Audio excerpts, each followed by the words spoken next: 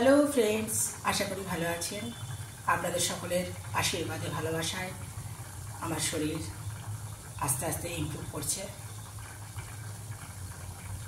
এই যে ফুলুরিটা বানাচ্ছি, বাবার কথা মনে হলো। বাবা বিষ্ণুপুরে কোথা থেকে যেন নিয়ে আসতো 1 টাকার ফুলুরি, খুব ভালো লাগতো খেতে।